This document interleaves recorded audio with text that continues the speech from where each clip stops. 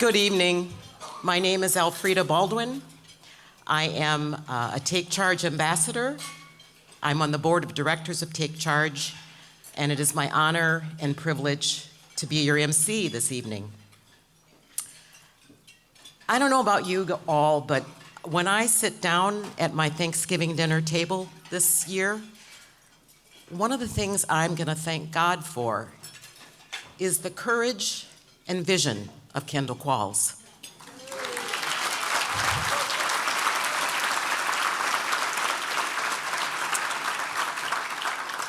And I'm going to thank Sheila, too, for giving us to him.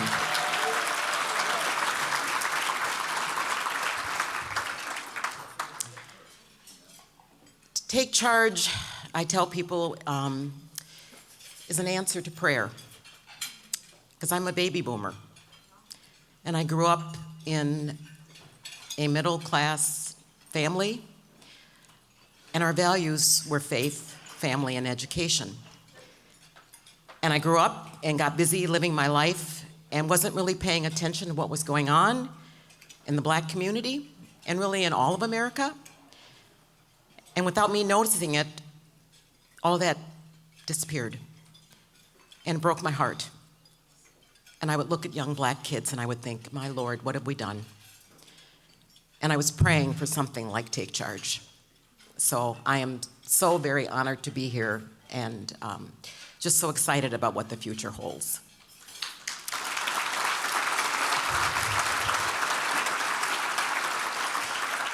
So there are many fine people connected to Take Charge, and Kendall really could have asked any one of them to be the host for this event, but I was pretty excited that he asked me because our keynote speaker, Jason Riley, well, I blame him for me being at this podium tonight. And where'd he go? Okay. So like a lot of Blacks, I grew up in this household that was very conservative, and I think had my parents been white, we would be Republican, but they weren't.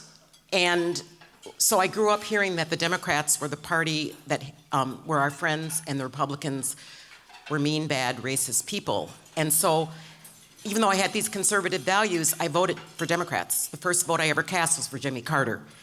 And I voted Democrat all the way up and through the elections of 2012.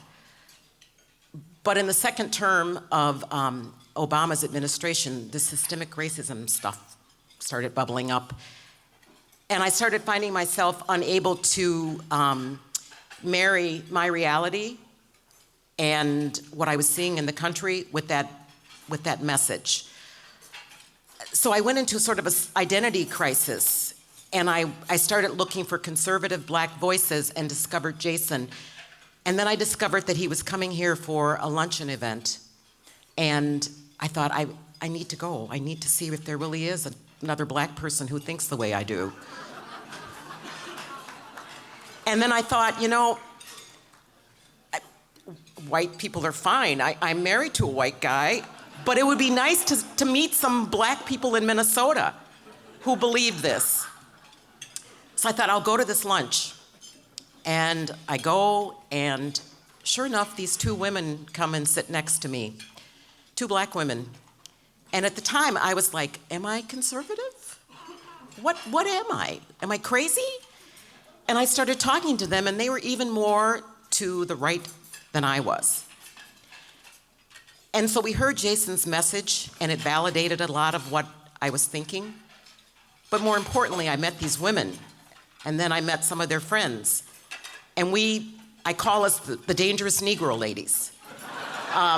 Because we refuse to go along with the narrative, and we've gotten ourselves involved in rallies and speaking to school boards and being on Garage Logic, which is a show I never would have listened to 10 years ago. And so I'm happy to be here as your speaker because Jason started it all. So thank you, and thank you for coming back.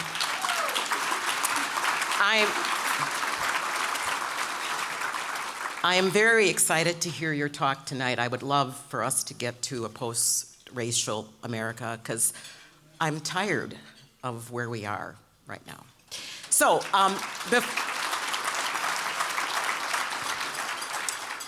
before I introduce Kendall, there are some people I would like to acknowledge.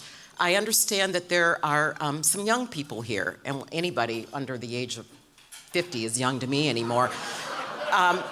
But there are some, I think, high school and college students here, and so could you please stand?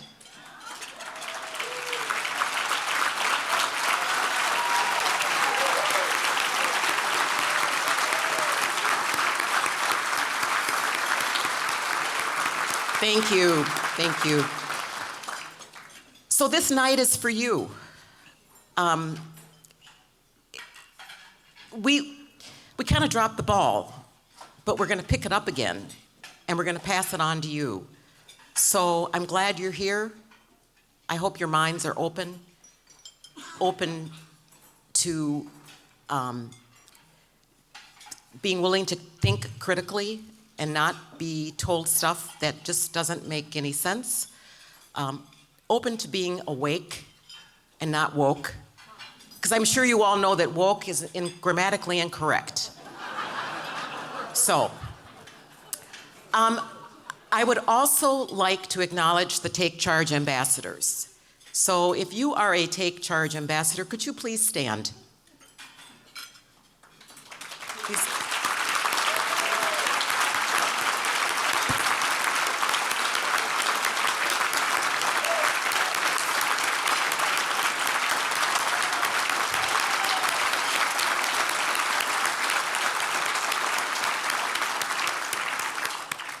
Thank you.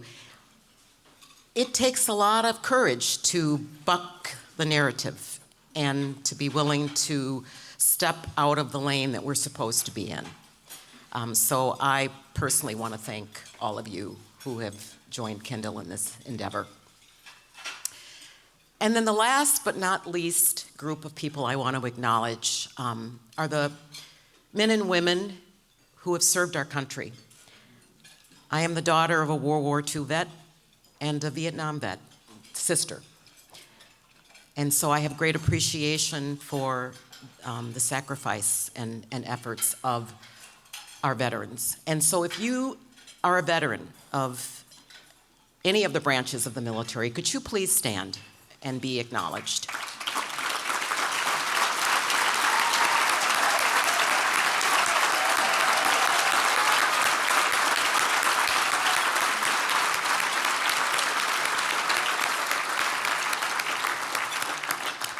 Wow. I wish the part of your speech where you spoke to Black America would be played 24/7 on urban radio stations for the next year. And that all of your speech would just get national, international attention. As much attention as the craziness gets. Because that's the message of the America I believe in. So thank you.